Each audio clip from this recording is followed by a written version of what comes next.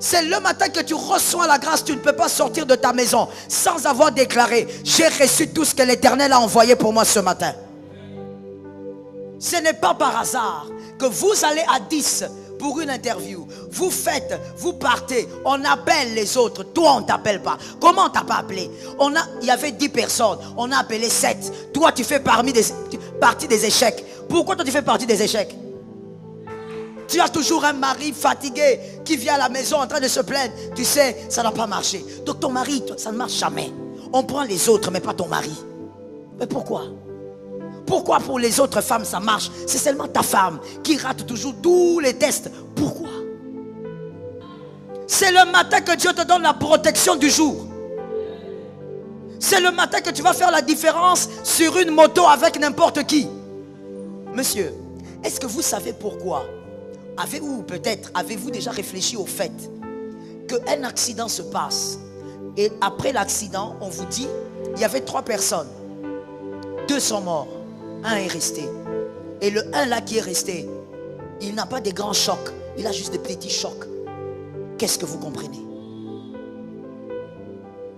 Qu'est-ce que vous comprenez?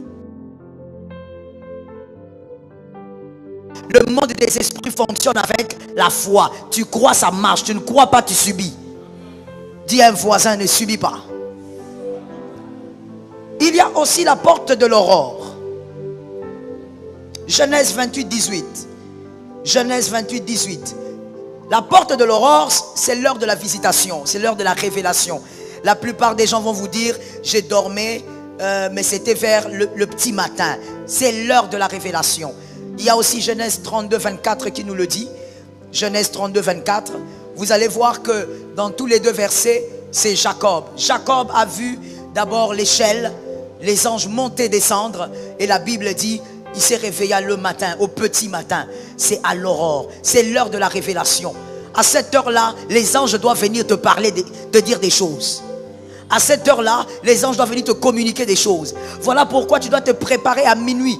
Toi, tu fais un travail de déclaration et tu demandes au Seigneur qu'à l'aurore, tu ne rates pas ta faveur. Et le Seigneur vient te dire, monsieur, il y a des personnes, comme une dame que j'ai rencontrée il y a quelques jours, qui, à chaque fois que c'est l'aurore, Dieu lui dit exactement dans quel bureau entrer et dans quel bureau n'est pas entré. Et elle vit sa vie comme ça. Quand elle se réveille, elle prend sa voiture, elle sait où est-ce qu'elle doit aller. Et là où Dieu lui a montré, ça marche toujours. Pendant que toi, tu te réveilles comme ça, excuse-moi le terme, comme un chat, comme un petit, je sais pas, un petit renard. Il y a des gens, quand ils se réveillent, il y a des mystères qui sont déjà posés sur leur tête. Pourquoi? Parce qu'ils se sont déjà préparés la nuit. Et à l'aurore, l'ange ne passe pas, l'ange entre chez lui. Ce qui est sûr, c'est qu'à l'aurore, les anges ont déjà localisé les maisons. Là où ils doivent déposer la grâce. S'ils passent chez ton voisin sans passer chez toi, à partir d'aujourd'hui, ça doit changer. Tu dois te préparer à minuit. Est-ce que quelqu'un m'entend? Au fait, la préparation de minuit, c'est comme une invitation que vous donnez. Vous donnez une invitation. Les gens polis ne viennent pas chez vous sans invitation. Avant de venir, ils vous posent la question, est-ce qu'ils peuvent venir? C'est la même chose avec le monde des esprits. Les anges arrivent chez vous parce que vous avez déjà préparé le terrain. Vous déclarez à minuit, vous dites, Seigneur, qu'à l'aurore, les anges entrent dans la chambre de mes enfants. Que tes enfants aient des visitations spirituelles, qu'ils n'attendent pas 30 ans. Que tes enfants commencent à voir Dieu, à entendre Dieu, à dire, maman, Dieu m'a dit, oh que c'est beau. De dire, papa, Dieu m'a montré. Toi, tes enfants ne font que manger, dormir et danser la musique païenne. Voilà les types d'enfants que tu prépares. Et pour le Congo et pour le monde. Catastrophe. Il faut préparer les enfants à vivre les mystères spirituels. Et le 2e verset de Genèse, c'est aussi lorsque Jacob, la fameuse histoire connue, Jacob s'est battu avec l'ange, qui en réalité était l'Éternel. Il s'est battu avec, et la Bible est claire. La Bible dit, jusqu'à l'aurore, c'est lui-même, l'Éternel, qui a dit, il faut me laisser partir. Regarde, le soleil se lève, il faut que je parte. C'est à ces heures-là que l'Éternel vient parler aux élus. Psaume 55. Ok, chez moi c'est le verset 18, mais si vous avez 8 secondes, probablement c'est 16 et 17. Il est écrit, le matin, à midi et le soir, je me plains, je soupire, Dieu entend mon appel. Le psalmiste a parlé de combien de fois? Et il a précisé. Vous l'avez remarqué chez vous? Il a dit quoi chez vous? Il a ciblé 3 moments. Pourquoi? Parce que ce sont les 3 portes. Les 3 portes sur lesquelles il faut profiter. Lorsqu'il dit le soir, dans certaines versions on dit la nuit. On profite des portes ouvertes. Ne prie pas comme quelqu'un qui ignore. Prie avec la connaissance. Et ça va t'aider à bien prier. Plusieurs orateurs ici ont dit, il faut prier. Il faut prier. Il faut s'élever en prière. Mais on ne prie pas n'importe comment. Sinon un jour tu vas dire, j'ai trop prié, je n'ai rien vu. On ne prie pas n'importe comment. On prie sans cesse, mais avec stratégie. Est-ce que quelqu'un m'a entendu? On prie sans cesse, mais avec stratégie. Ça ne doit pas te rater. Monsieur, est-ce que vous savez pourquoi? Avez-vous déjà réfléchi au fait qu'un accident se passe et après l'accident, on vous dit, il y avait 3 personnes. 2 sont morts, 1 est resté. Et le 1 là qui est resté, il n'a pas de grands chocs, il a juste des petits chocs. Qu'est-ce que vous comprenez? Qu'est-ce que vous comprenez? Écoutez ce que le rationnel va vous dire. Non, mais c'est certainement que la percussion était du côté des 2 autres. Lui, il était épargné parce qu'il était vers le chauffeur. C'est pour ça. Ce ne sont que des mots.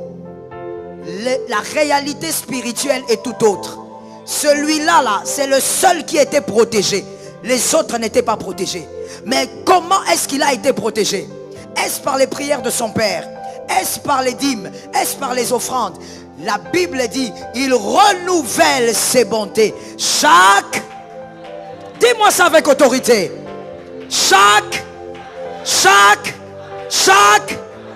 Pas chaque nuit. C'est le matin que Dieu te donne la protection du jour. C'est le matin que tu vas faire la différence sur une moto avec n'importe qui.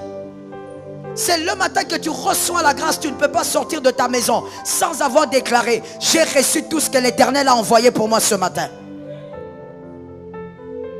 Habitue tes enfants avant de sortir de la maison pour aller à l'école de dire une parole au Seigneur. Ce n'est pas par hasard que vous allez à 10 pour une interview. Vous faites, vous partez, on appelle les autres. Toi, on ne t'appelle pas. Comment on t'a pas appelé? Il y avait 10 personnes, on a appelé 7. Toi, tu fais partie des échecs. Pourquoi toi, tu fais partie des échecs? Pourquoi tu es sur la liste noire? Pourquoi? N'as-tu pas une tête? N'as-tu pas un cerveau? N'es-tu pas intelligent? Pourquoi tu ne fais pas partie des 7? Regarde un voisin, dis-lui, pourquoi? Regarde celui qui est derrière, demande-lui pourquoi. Pourquoi? Les 7 là qu'on a appelés là, ils sont nés d'un père, d'une mère. Pourquoi tu ne fais pas partie de cette liste? Pourquoi toi tu es toujours dans une liste obscure? Au nom de Jésus, ça doit changer. Je dis c'est une semaine de victoire, je disais ça doit changer.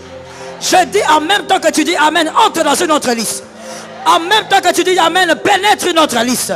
Je te sors de cette liste obscure au nom de Jésus. Tu as toujours un mari fatigué qui vient à la maison en train de se plaindre. Tu sais, ça n'a pas marché. Donc ton mari, ça ne marche jamais. On prend les autres, mais pas ton mari. Mais pourquoi?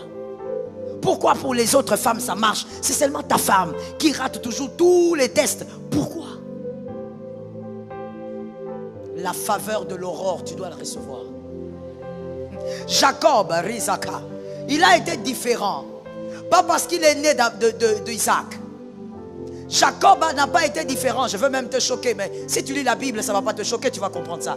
Jacob était différent, même pas parce qu'il avait reçu la bénédiction de son père. Ce n'est pas ça qui avait créé la différence. La grande différence de Jacob a commencé le jour où il a combattu avec l'ange. Ce jour-là, on lui a dit, on te change de nom, tu deviens Israël. Aujourd'hui, le peuple qui met mal à l'aise les gens, ce n'est pas Jacob, c'est Israël. Ce n'est pas Jacob, ça n'a rien à voir avec Jacob. Ce jour-là, il y a eu une transformation. Ou peut-être on va utiliser le terme qu'on écoutait à l'époque avec XOR. Il y a eu une... Voilà, les gens de l'époque sont là. On est ensemble. Une transmutation. Ça c'est XOR. Ça veut dire que la personne est totalement changée. Ça n'a rien à voir avec la première. Jacob n'est pas redoutable, Israël est redoutable. La Bible déclare que Israël, celui qui le bénit est béni. Il ne s'agit pas de Jacob, il s'agit de quelqu'un d'autre. De celui qui a été transformé le jour où l'ange lui a dit aujourd'hui, tu n'es plus Jacob, tu es Israël. C'est une manière aussi pour nous de comprendre que le nom d'une personne révèle la grandeur de son identité. Oui. Voilà pourquoi vous qui êtes parents, arrêtez de donner des noms aux enfants de manière hasardeuse comme ça. Tu te réveilles le matin, comme tu aimes le Nutella, tu l'appelles Nutella. Un bébé garçon, parce que toi tu aimes manger le Nutella, tu l'appelles Nutella. Parce que tu aimes le ketchup, tu dis ketchup. Le moment précieux que nous passons avec Dieu au début de chaque jour a un impact profond sur notre relation avec lui et sur la façon dont nous vivons notre vie quotidienne. La Bible nous enseigne dans Psaume 5, verset 3. Éternel, le matin, tu entends ma voix. Le matin, je me tourne vers toi, et je regarde. Cela nous montre que le matin est un moment propice pour nous tourner vers Dieu, lui confier nos préoccupations et chercher sa direction. Prier le matin nous permet de commencer la journée en mettant Dieu au centre de notre vie. En plaçant notre relation avec lui en priorité, nous établissons une base solide pour affronter les défis et les tentations de la journée. C'est aussi un moment idéal pour rendre grâce à Dieu pour les bénédictions de chaque jour. Le matin, notre esprit est souvent frais et notre cœur est ouvert à la réflexion et à la méditation. La prière du matin nous offre un moment de calme et de communion profonde avec Dieu, nous permettant de puiser dans sa sagesse et sa paix pour affronter les défis à venir. En conclusion, mes chers frères et sœurs, la prière du matin est un acte sacré qui nourrit notre relation avec Dieu et qui nous prépare à vivre chaque journée sous sa guidance. En commençant notre journée par la prière, nous reconnaissons notre dépendance envers lui et nous nous ouvrons à sa grâce. Puissions-nous chercher à prier le matin avec constance et sincérité, sachant que Dieu est toujours prêt à nous accueillir. Amen.